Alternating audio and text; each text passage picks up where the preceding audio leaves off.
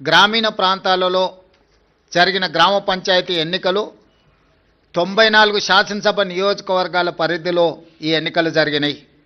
ఈ 94 శాసనసభ నియోజకవర్గాల పరిధిలో జరిగిన ఎన్నికల్లో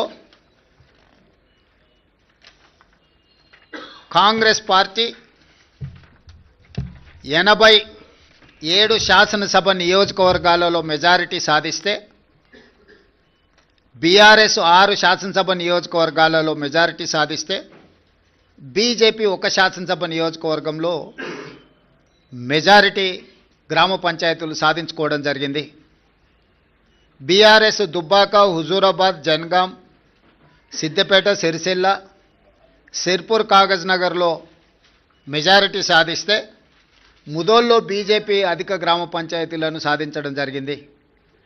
94 శాసనసభ నియోజకవర్గాలలో స్థానిక సంస్థల ఎన్నికలు జరిగితే కాంగ్రెస్ పార్టీ 87 శాసనసభ నియోజకవర్గాలలో అత్యధిక స్థానాలను సాధించడం ద్వారా 2023 నాడు మేము సిపిఐ కలిసి సాధించిన 65-66 శాసనసభ నియోజకవర్గాలతో పోలిస్తే ఇప్పుడు ఇంకొక 21 శాసనసభ నియోజకవర్గాలు అధికంగా గెలవడం జరిగింది.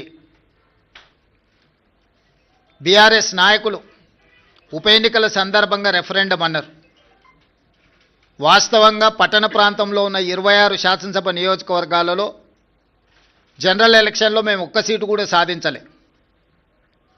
కానీ జరిగిన 2 ఉప ఎన్నికలు హైదరాబాదు మహానగర పరిధిలో జరగడంతో ఆ 2 నియోజకవర్గాలలో కూడా ఈ 26 మహానగర పరిధిలో ఉన్న శాసనసభ నియోజకవర్గాలలో ఉప ఎన్నికలు జరిగిన 2 శాసనసభ నియోజకవర్గాలలో ప్రజలు తీర్పిచ్చారు.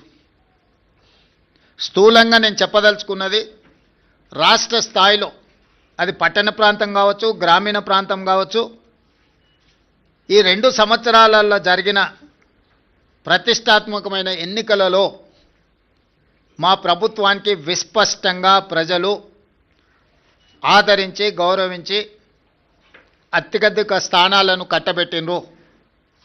దీనికి ప్రధానమైన కారణం పేదలకు మేము అందించిన రేషన్ కార్డులు, పేదలకు మేము అందించిన సన్నబియ్యం, రైతులకు మేము మాఫీ చేసిన రుణమాఫీ, రైతు భరోసా, బోనస్ 500, పండించిన వరి ధాన్యాన్ని మొత్తాన్ని కొనడం, ప్రతి పేదవాడికి 200 యూనిట్ల ఉచిత కరెంట్, మహిళలకు ఆర్టీసీలో ఉచిత బస్సు ప్రయాణం, 500 రూపాయలకే సిలిండర్ ఇవ్వడం, 27,000 కోట్ల రూపాయలు మహిళలకు 0 వడ్డీతో రుణాలు ఏర్పాటు చేయడం, ప్రతి విషయంలో 4.5 లక్షల ఇందిరమ్మ ఇండ్లు పేదల ఆత్మగౌరవం కోసం వాళ్ళకి ఇండ్ల కేటాయించడం.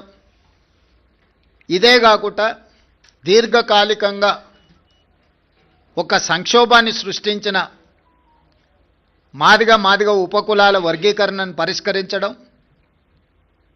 100 సంవత్సరాల నుంచి జటిలంగా మారిన కులగణనను నిర్వహించడం, 61,000 ప్రభుత్వ ఉద్యోగ నియామకాలు చేపట్టడం, మూతబడిన